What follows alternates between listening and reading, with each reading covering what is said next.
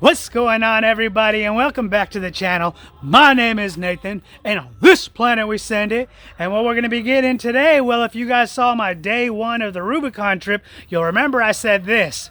For this video, I'm just going to show some of the highlights to some music.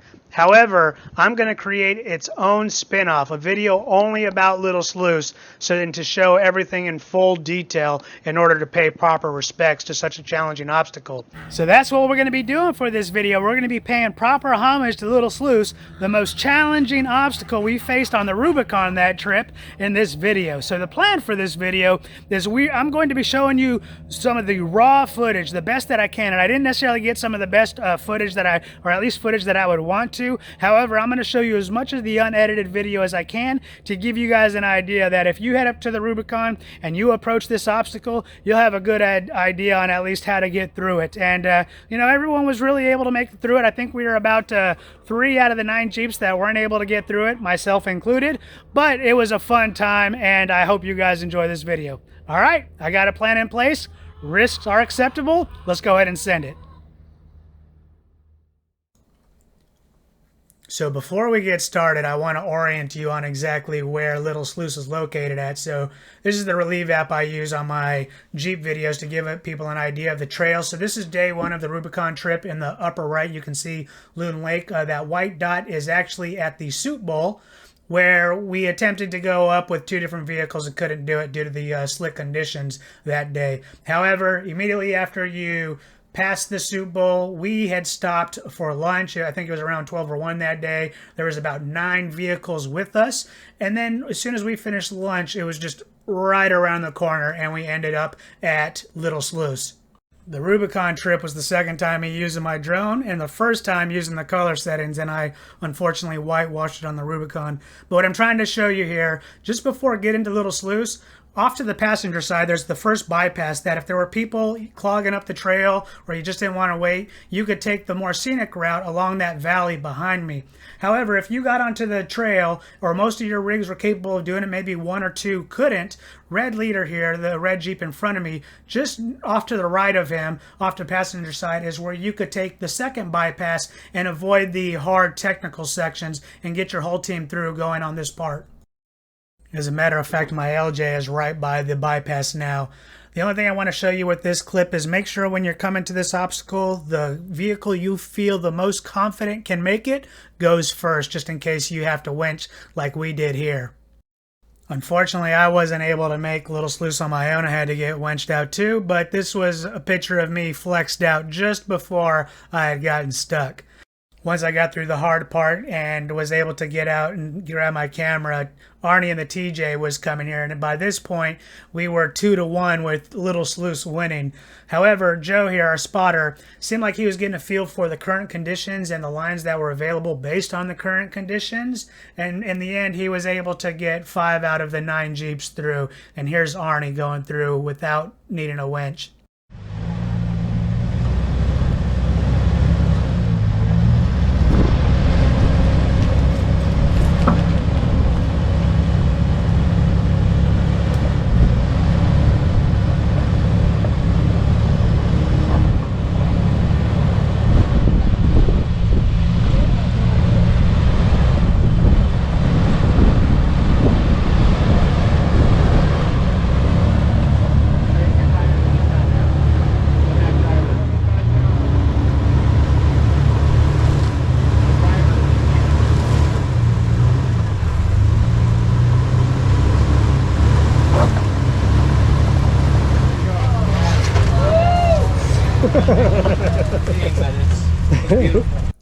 Once you got through that location, the rest was pretty easy. So once Arne got through, I had to move my Jeep so Arne could take my position as the anchor just in case the Jeep behind him had to go ahead and winch.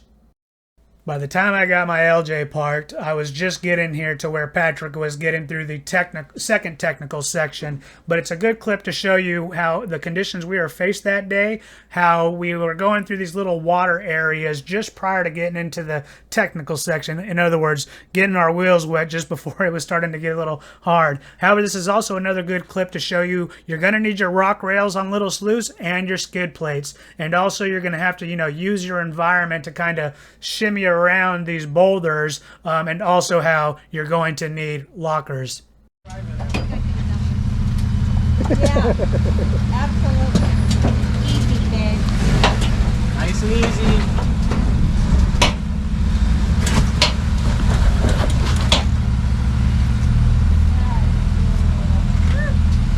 Keep coming back. Hold that line. Get up over that rock. No, keep turning back. Okay, now you can turn. Come on up. No winching with the Patrick. Thank you, Nate.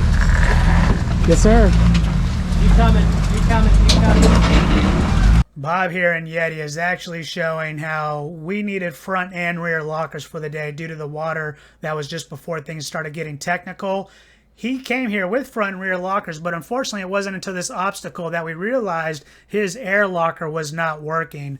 This was also where Bob ended up taking damage to his rear passenger side. I didn't catch it on video, but on the next clip where you see him winching through, you'll see he took damage right here where he's starting to get stuck. That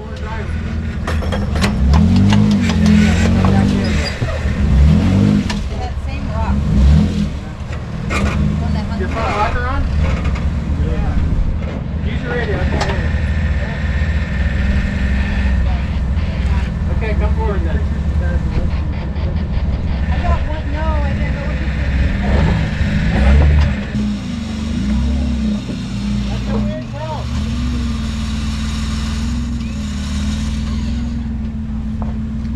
It's hard to say for certain, but where I was standing when the damage took place, it seemed like some wider rock grills might have prevented the damage to the door, but it would not have saved the fender. So by this point, I had remembered that GoPros don't take the best shots from far away when you kind of want to get up close and personal. So I decided to come down to this first technical section and watch Cami here in Brujita go through. So Cami was number 6 out of 9, and he and the remaining 2 Jeeps were able to make it through thanks to their highly capable rigs and also Joe's spotting. So we're going to go ahead and turn on the raw audio and watch the remaining 3 Jeeps come through, and for you guys to get an idea that although they are highly capable and we definitely had a good spotter, it still was not an easy obstacle.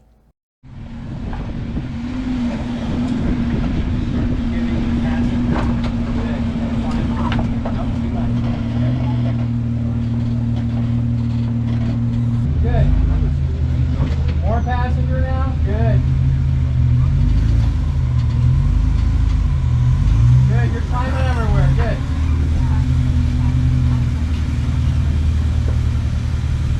Keep coming. Good line, Arne. Thank you. More passenger.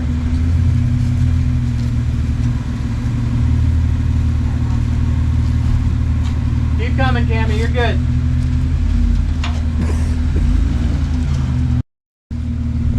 Okay, pivot around this rock and start turning driver.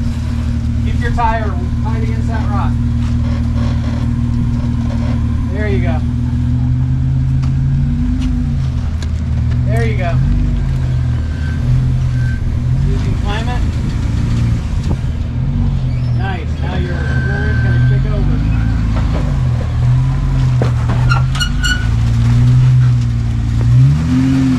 Keep coming, keep coming, keep coming. You got it. No winching for the stats, Good job. Okay, Bob. Brian here in the JK on 37s and 38s, I forget exactly. His only issue he was having here on this obstacle is he had stock steering. So that meant when we were trying to back him up or set him up to, make it through, he was struggling just to turn the wheel, plus the occasional power steering whine you'll hear.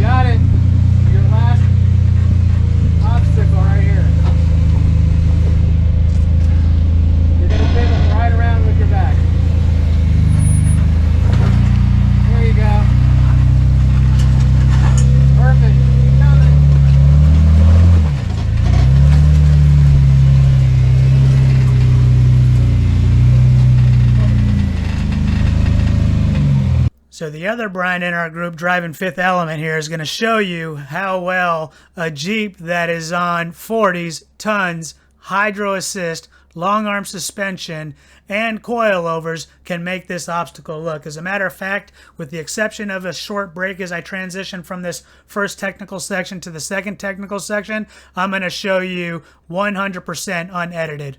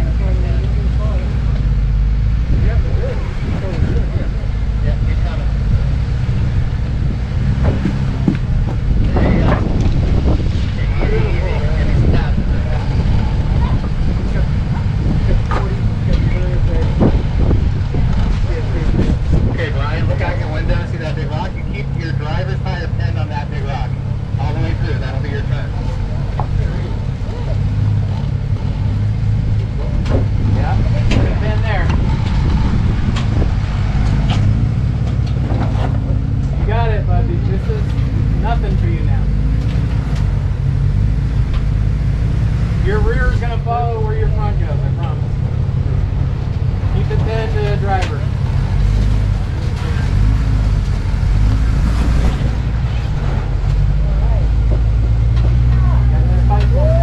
Right now? You got it, you got it. Keep coming. Any passenger?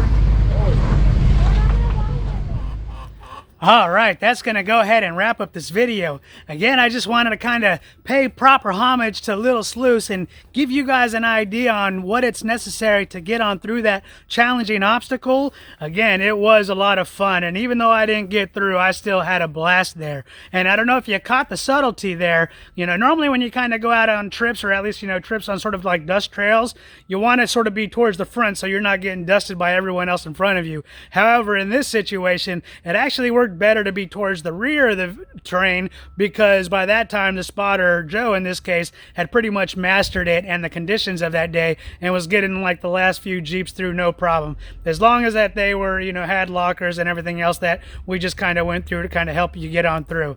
But anyways, thank you for watching. I hope you enjoyed this video, and I'll see you on the next one.